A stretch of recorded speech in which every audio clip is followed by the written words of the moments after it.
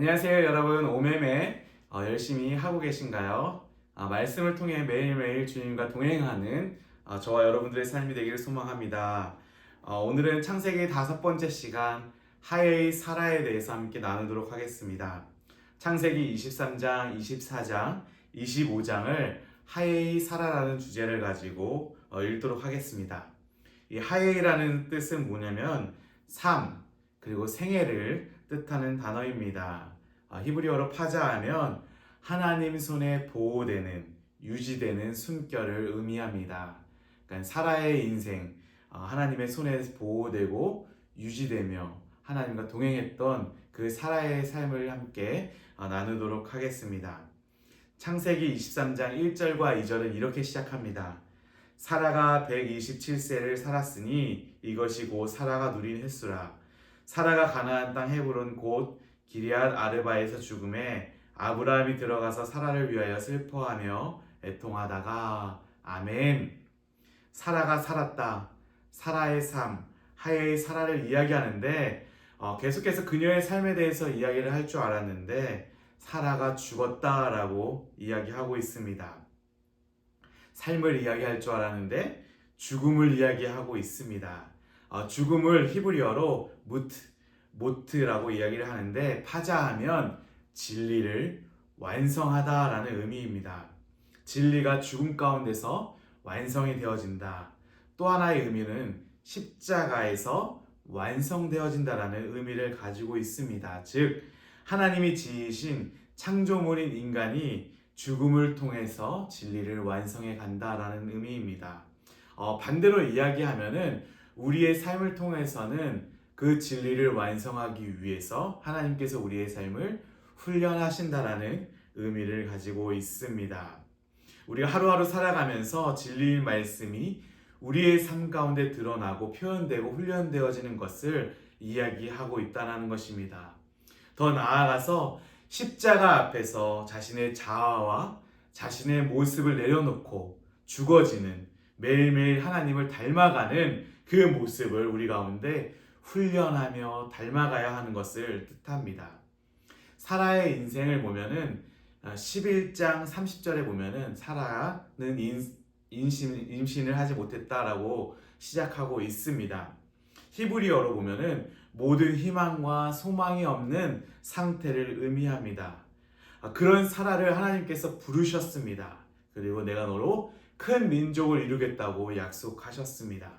그래서 사라를 12장부터 23장까지 끊임없이 하나님의 열심으로 하나님의 성실하심으로 훈련시키시고 만들어 가심을 우리 가운데 보여주고 있습니다.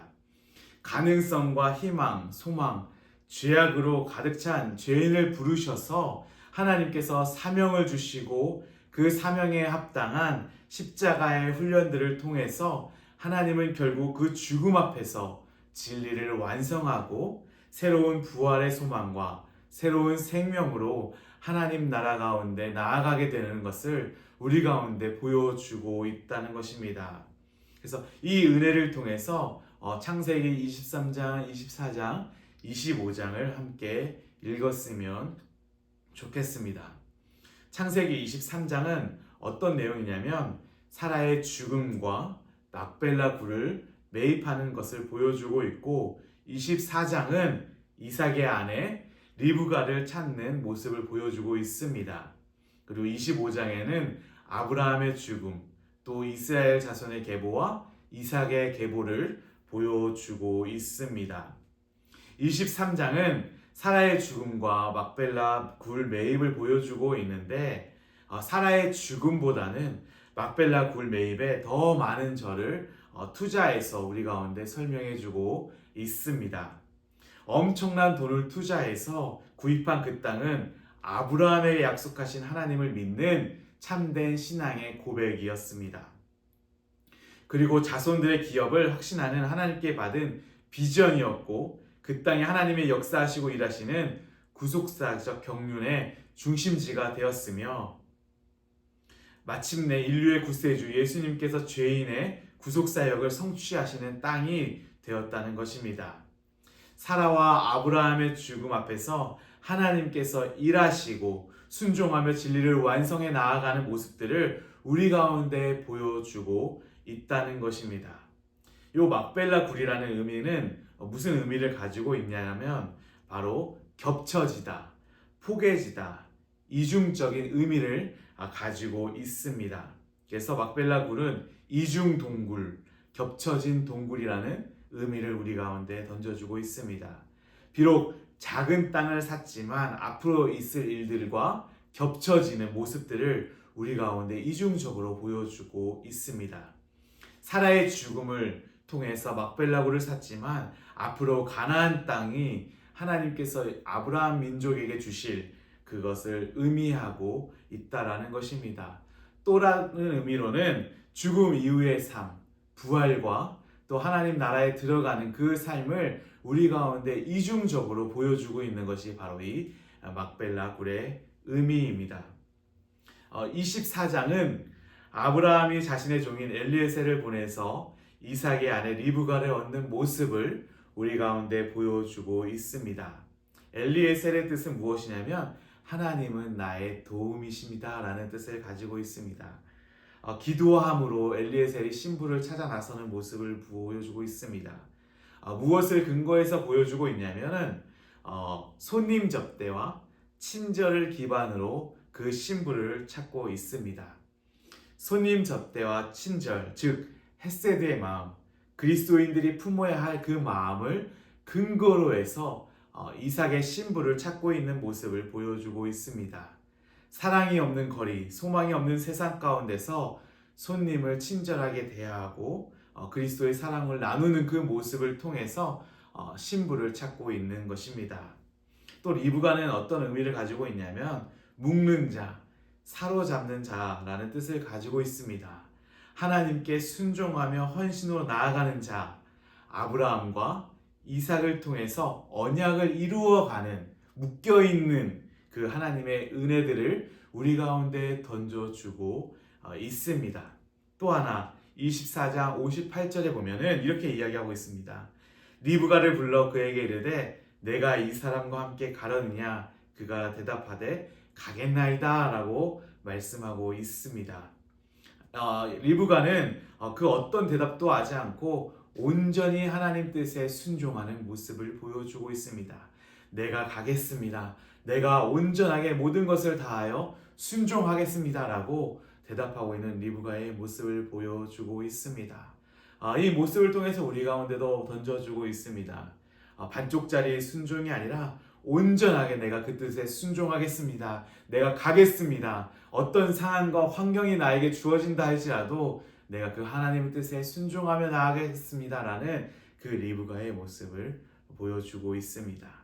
손님 접대, 친절, 하나님 앞에 순종하는 사람, 그 신부를 하나님께서는 오늘도 찾고 있다라는 것입니다. 25장에서는 아브라함의 죽음과 이스마엘, 이삭의 계보를 등장하고 있습니다. 여기서 눈여겨볼 점은 아브라함의 후처인 그두라의 모습입니다. 히브리어로는 케투라라고 이야기를 하는데 향기로운 자, 향기로운 분향을 뜻하는 단어입니다. 많은 랍비들이 이 그두라를 하갈의 다른 이름으로 여깁니다. 하갈은 나그네, 도망자, 고통이라는 의미를 가지고 있는데 그 고통과 그 도망자, 그 광야 가운데서 있는 모습을 보여주고 있습니다. 그런데 그 하갈이 그 광야 생활을 걸치면서 그두라 향기로운 제물, 향기로운 하나님의 드려진 삶이 되었다라는 것을 의미합니다. 그래서 하갈이 광야를 통과하면서 향기로운 제물, 향기로운 삶을 변화되었음을 보여주고 있다고 랍비들은 이야기하고 있습니다. 또 다른 한편으로 많은 신학자들은 하갈과 그두라는 다른 인물이라는 이야기를 하고 있습니다. 그러면서 고통 가운데 있지 않으시고 회복하시는 하나님, 향기로운 제물, 향기로운 분향으로 우리의 삶을 인도하시는 그 모습들을 그두라라는 의미를 통해서 우리에게 보여주고 있습니다. 아브라함의 생애 마지막 어떻게 마무리하냐면 향기로운 예배, 분향된 삶을 통해서 아브라함의 인생을 마무리하고 있다는 것을 우리 가운데 던져주고 있다는 것입니다. 그리고 앞으로 창세기를 이끌어갈 야곱의 모습을 등장시키면서 25장을 마무리하고 있습니다. 다음 주부터는 그 이삭의 계보를 톨레도트라는 단어를 통해서 함께 나누도록 하겠습니다. 결론을 짓겠습니다. 24장 63절에는 이렇게 이야기하고 있습니다. 이삭이 저물 때에 들에 나가 묵상하다가 눈을 들어보매 낙타들이 오는지라. 아멘. 여기서 묵상하다라는 단어는 걷다, 산책하다, 동행하다라는 의미를 가지고 있습니다. 하나님과 동행하는 자, 하나님과 함께 걷는 자, 하나님께 기도하는 자는 눈을 들어 보게 된다는 것입니다. 제가 저번 시간에도 이야기했듯이 모세오경에서 눈을 들어 본다라는 것은 시선의 변화를 의미합니다. 세상의 것을 보다가 이제 하나님을 향해서 눈을 든다. 하나님의 시선으로 모든 것을 보게 된다는 것을 의미하는 것입니다. 하나님을 본 사람, 하나님을 경험한 사람, 하나님의 진리, 하나님의 말씀과 동행하는 사람들은 결국 하나님의 시선으로 모든 상황과 모든 환경들을 판단하고 보게 된다는 것을 의미하고 있습니다. 이번 한 주 사라의 인생, 사라의 죽음, 그리고 이삭의 인생을 한번 묵상하시면서 하나님 앞에서 어떤 인생을 살아나가야 될지를 묵상했으면 좋겠습니다. 그리고 그 진리를 완성하며 훈련하는 이 과정 가운데 우리의 눈을 들어서 하나님께서 어떻게 인도하시고 어떻게 역사하시고 어떻게 동행하시는지를 우리의 삶 가운데 누려내며 그 말씀을 우리 삶 가운데 적용하며 한 주 살아갈 수 있는 귀한 우리의 삶이 되기를 소망합니다. 그리고 또 우리의 죽음 앞에서 어떻게 살아가야 될지, 어떻게 예배하며 어떻게 하나님 앞에 나아가야 될지를 묵상하는 한 주가 되었으면 좋겠습니다. 이 시간 다 함께 같이 기도하겠습니다. 사랑해 주님 감사합니다. 하에이 사라, 그 사라의 인생 가운데 하나님께서 어떻게 인도하시고 어떻게 훈련하시며 어떻게 동행하셨는지를 매일매일 우리가 누리며 묵상하며 살아갈 수 있도록 도와주시고 그 진리를 완성하며 이끄시는, 또한 새로운 생명을 주시는 그 하나님을 예배하며 찬양할 수 있는 귀한 우리의 삶이 되게 도와주시옵소서. 또 이삭의 인생을 통해 눈을 들어 하나님의 삶을, 또 하나님의 역사하시는 그 놀라운 일들을 바라보며 나아갈 수 있는 귀한 우리의 삶이 되어줄 수 있도록 주님께서 함께하여 주시옵소서. 모든 말씀 예수님의 이름으로 기도했습니다. 아멘. 이번 한 주간도 오매매 하시면서 말씀을 우리 삶 가운데 적용하시면서 살아갈 수 있는 저와 여러분들의 삶이 되기를 소망합니다. 왜 나를 깊은 어둠 속에 홀로 두시는지, 어두운 밤은 왜 그리 길었는지, 나를 고독하게, 나를 낮아지게, 세상 어디도 기댈 곳이 없게 하셨네.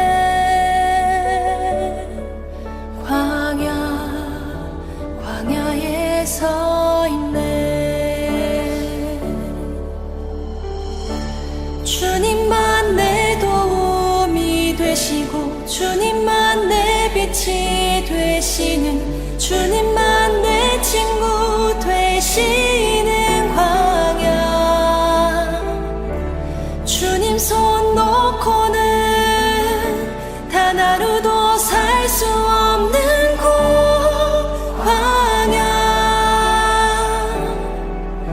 광야에 서 있네. 왜 나를 깊은 어둠 속에 홀로 두시는지, 어두운 밤 왜 그리 길었는지, 나를 고독하게, 나를 낮아지게, 세상 어디도 기댈 곳이 없게 하셨네. 광야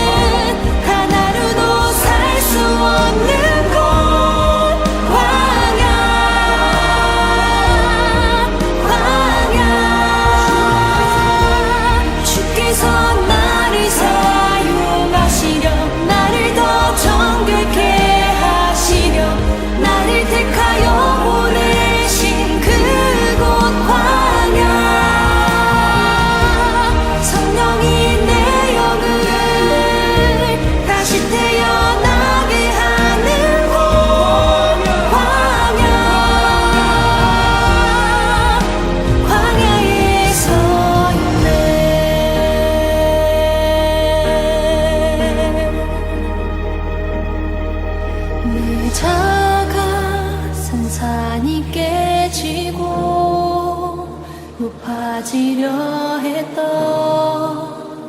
내 꿈도 주님 앞에 내어놓고 오직 주님 뜻만 이루어지기를 나를 통해 주님만 드러나시기를